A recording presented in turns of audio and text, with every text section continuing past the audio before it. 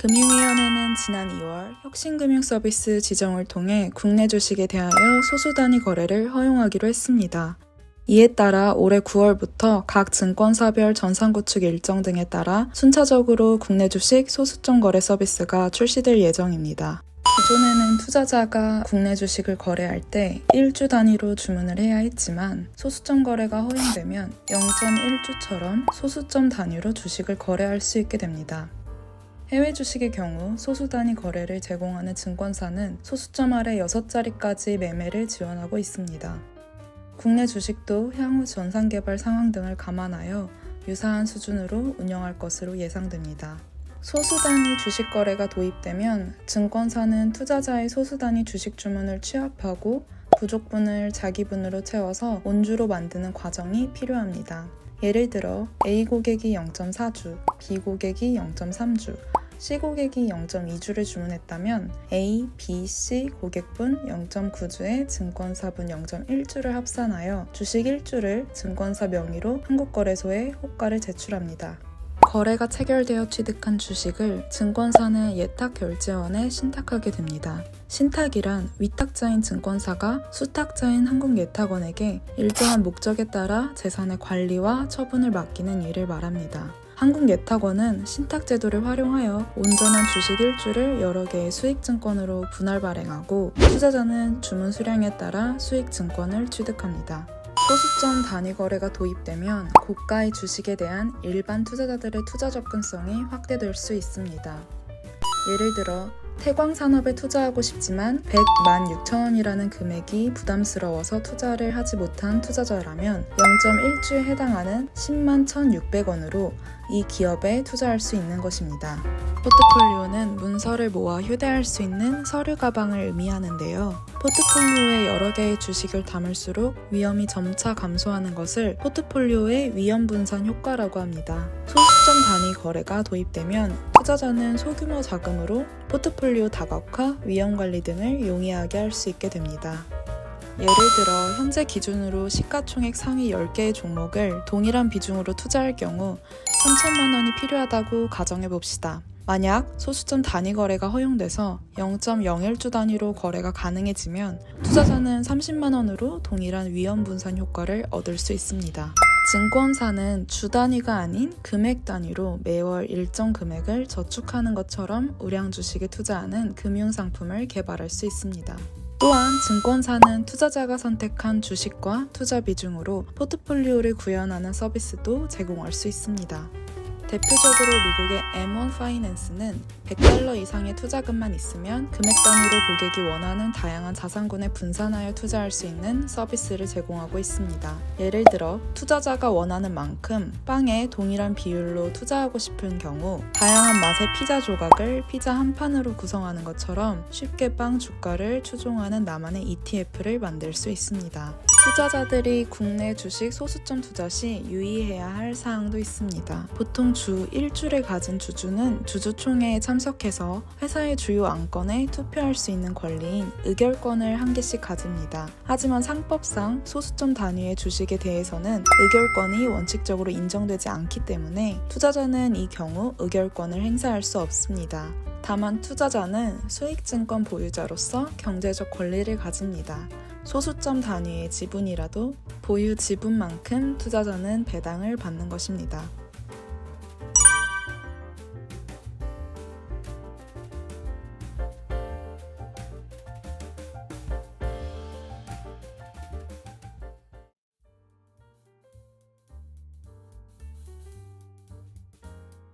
전 지구적 기후위기에 대처하기 위해 세계 각국이 2050년 탄소 중립을 목표로 실현 방안을 추진하고 있습니다. 그중 탈탄소 에너지로 전환하는 핵심 수단으로 소형 모듈 원자로 SMR이 주목받고 있습니다. 소형 모듈 원자로는 기존의 대형 원자력 발전소와 달리 주요 기기를 하나의 용기 안에 배치한 발전 용량이 300메가와트급 정도인 소형 원자력 발전소를 말합니다. 현실적인 탄소 중립 실현을 위해서는 태양광, 풍력 같은 재생에너지만으로는 대응이 불가능하다는 인식이 확산되고 있습니다. 세계적으로도 미국과 유럽, 중국을 중심으로 원자력 확대가 추진되며 적극적으로 원자력을 개발하고 있습니다. 유럽연합은 최근 텍소노미에 원자력을 포함시키기도 했죠. 이에 소형 모듈 원자로를 건설해야 한다는 목소리가 커지고 있습니다. SMR은 규모가 작은 만큼 입지 조건도 상대적으로 자유롭습니다. 주로 해안 근처에만 건설되는 대형 원전과 달리 소형 모듈 원자로는 내륙에도 건설이 가능합니다. 주민 수용성이 높은 기존 원전 용지 내에도 지을 수 있다는 장점도 있습니다. 경제성 측면에서도 주목받고 있습니다.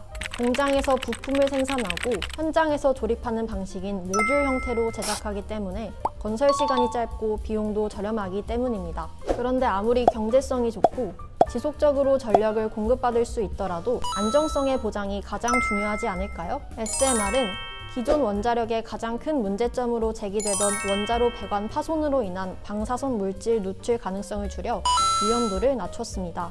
또한 원자로의 자연 냉각이 가능해 지진 등 재난 발생 시 좀 더 안전하다고 볼 수 있습니다. 이러한 장점 때문에 미국, 일본, 러시아, 중국 등 원전 선진국은 SMR 대량 건설 계획을 추진하고 있습니다. 특히 미국과 영국은 정부가 직접 SMR에 대한 제작과 개발을 적극적으로 지원하고 있습니다.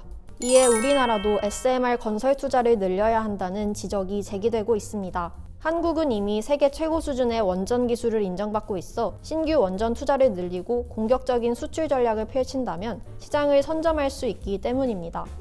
삼성물산, 현대건설 등 국내 건설업계는 이런 시장 흐름에 맞춰 SMR 관련 사업에 뛰어들고 있습니다. 삼성물산은 미국의 SMR 전문기업 뉴스케일 파워에 5천만 달러를 투자했고, 현대건설 역시 이번 미국의 SMR 전문기업 홀텍과 지난해 SMR 개발 및 사업 동반 지출 협력 계약을 맺었습니다.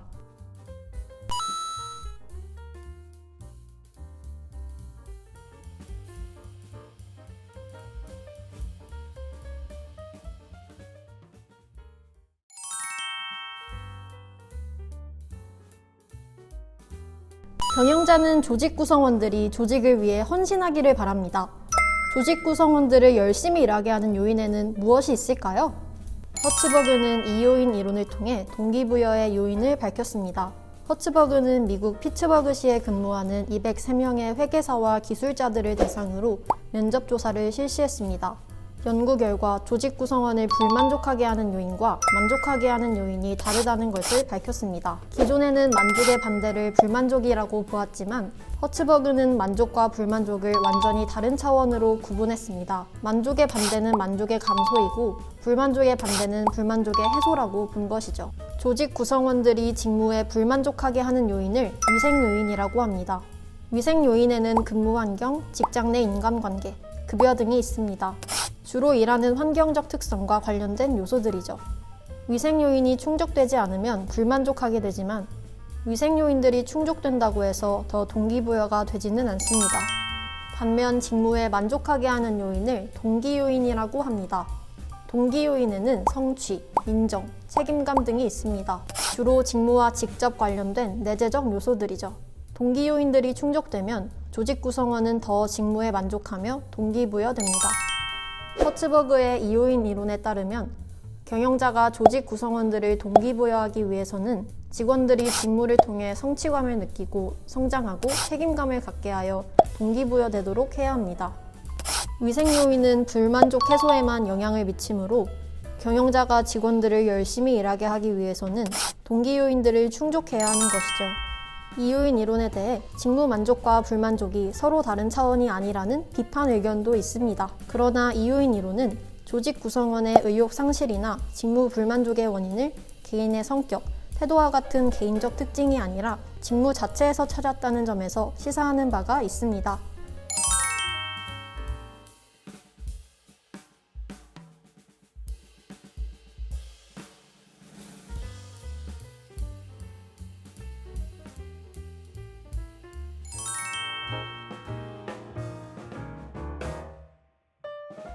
기업 재무를 공부하다가 웩이라는 단어를 들어보신 적이 있나요? 이 영상에서 소개할 개념은 웩입니다.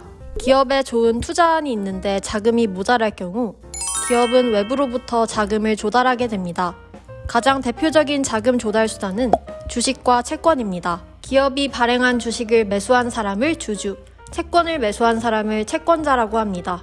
기업은 채권을 발행할 때 이자 지급 시기와 만기를 정합니다. 만약 기업이 채권자에게 약속한 날짜에 이자를 지급하지 않으면 디폴트 상태에 빠지게 됩니다. 이자 지급은 기업의 의무이기 때문입니다. 따라서 기업이 은행을 통해서 돈을 빌리거나 채권을 발행해서 조달한 자금은 반드시 갚아야 되는 남의 돈이라는 의미에서 타인 자본이라고 합니다. 하지만 주주는 입장이 다릅니다. 기업이 투자를 통해 수익을 얻어도 주주에게 반드시 배당을 해야 하는 것은 아닙니다.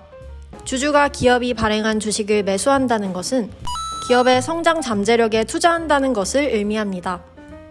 이때 투자자는 배당 수익과 시세 차익을 기대할 수 있습니다. 기업이 투자를 통해 얻은 수익을 다시 재투자해서 더 많은 가치를 창출한다면 기업 가치는 높아지게 되고 이에 주가가 상승해서 투자자들이 시세 차익을 얻는 구조입니다. 주주는 투자한 주식수만큼 배당을 받을 권리를 가집니다. 이때 권리라고 하는 것은 기업 입장에서 배당을 지급하는 것이 의무사항이 아니라는 뜻입니다. 기업이 발행한 주식을 매수하는 것은 주주가 기업에 자본을 출자한 것으로 기업 입장에서는 원금을 상환하지 않아도 됩니다. 따라서 주주 자본으로 조달한 돈은 기업 입장에서는 돌려주지 않아도 되는 내 돈이라는 의미에서 자기 자본이라고 부릅니다. 자기 자본 비용은 자기 자본을 제공하는 자에게 지불하는 대가로 주주들이 기업에 자금을 제공하면서 기대하는 수익률을 말합니다. 채권의 이자처럼 명시적인 비용이 아닌 기대 수익률을 자기 자본 비용으로 사용하는 이유가 무엇일까요? 이는 주주들이 자금을 기업에 투자함으로써 다른 투자 상품에 투자할 기회를 잃게 된 기회비용을 반영하기 때문입니다. 기업 입장에서는 기업이 조달한 자기 자본의 가치를 유지하기 위해 최소한으로 벌어들여야 하는 수익률을 의미합니다. 자기 자본에 대한 기대 수익률은 자본 자산 가격 결정 모형으로 계산할 수 있습니다. 웩은 타인 자본과 자기 자본의 구성 비율로 가중평균에서 계산한 자본 비용을 말합니다. 여기서 한 가지 주의할 점은 그림의 식에서 타인 자본 비용이 세전을 의미한다는 것입니다. 이자 비용은 법인세를 계산하기 위한 이익에서 차감되어 절세 효과를 고려할 경우 타인 자본은 명목상으로 지급되는 비용보다 작아지기 때문입니다. 따라서 1- 법인세율을 곱해줌으로써 기업이 실제 부담하는 타인 자본 비용을 적용할 수 있게 됩니다. 이와 같이 부채로 자금을 조달했을 때 세금이 절약되는 효과를 이자 비용의 감세 효과, 텍스 쉴드 이펙트라고 합니다.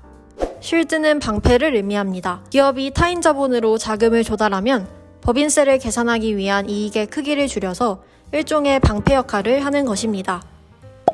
웩 개념이 중요한 이유는 기업이 투자 의사결정을 하거나 자금 조달 의사결정을 할 때 기준이 되는 숫자이기 때문입니다.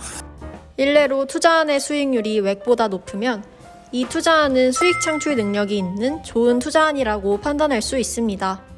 웩은 투자안의 가치 평가를 할 때 사용하는 할인율로도 사용됩니다. 할인율은 투자자가 비슷한 수준의 위험을 가진 투자 대상과 비교하여 기대하는 수익률로 자본에 대한 기회비용을 의미합니다.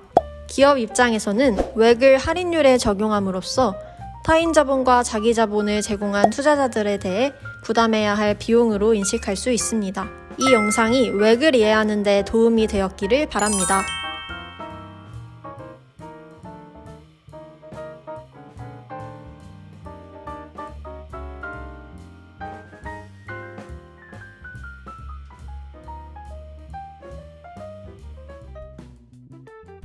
미국 전기차 업체 테슬라는 2021년에 탄소 배출권을 판매해 중국에서만 약 4,500억 원의 수익을 냈습니다. 이처럼 탄소 배출을 적게 하는 것만으로도 돈이 되는 세상이 왔습니다. 시테크는 탄소 배출 감축을 비롯한 기후변화에 대응하고 적응하는 기술을 통칭할 때 쓰이는데요. 기후, 탄소, 청정의 영어 단어 첫 글자인 C와 기술을 의미하는 테크를 조합한 용어를 말합니다. 구글, 아마존, 애플을 비롯한 세계적 빅테크 기업들은 시테크에 대규모 자금을 투자하고 있습니다. 블룸버그에 의하면 지난해 중국은 약 280조 원, 미국은 141조 원의 자금을 시테크에 쏟아부었습니다. 러시아의 우크라이나 침공으로 미국과 유럽연합을 중심으로 탈탄소에 참여하는 국가끼리 무역하는 신관세 동맹 기조도 나타나고 있는데요. 따라서 에너지 수출 비중이 높은 한국은 시테크 기술을 선점해 미래를 대비해야 합니다. 시테크 선진국 덴마크는 국가 차원에서 현재 20여 개의 그린 수소 상용화 프로젝트를 추진하고 있습니다. 이는 P2X 프로젝트라고 불리는데요.